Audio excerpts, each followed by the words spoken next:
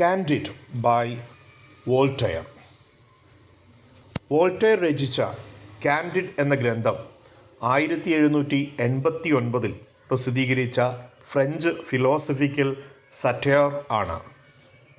ആധുനിക തത്വചിന്തയുടെയും ധാർമ്മികതയുടെയും പരിഹാസം കലർത്തി ലോകത്തെ കുരുക്കുകൾ തുറക്കുന്ന ഈ നോവൽ സ്വതന്ത്ര ചിന്തയുടെ ആഖ്യാനം കൂടിയാണ്. കഥാസംഗ്രഹം. നോവലിൻ്റെ മുഖ്യ കഥാപാത്രം കാൻഡിഡ് തൻ്റെ ഗുരുവായ ഡോക്ടർ പാങ്ക്ലോസിൻ്റെ മാധുര്യമേറിയ തത്വങ്ങൾ അംഗീകരിക്കുന്നു. ഇതാണ് ഏറ്റവും മികച്ച ലോകം എന്ന വിശ്വാസത്തിൽ വളർന്നു. എന്നാൽ യുദ്ധങ്ങളും രോഗങ്ങളും ദുരന്തങ്ങളും നേരിട്ട് കാൻഡിഡ് മനസ്സിലാക്കാനിടയാകുന്നു. യാഥാർത്ഥ്യം എത്രത്തോളം അകലെയാണ് എന്ന് അദ്ദേഹം തിരിച്ചറിയുന്നു.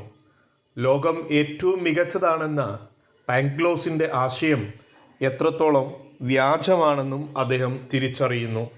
വിശ്വാസങ്ങളും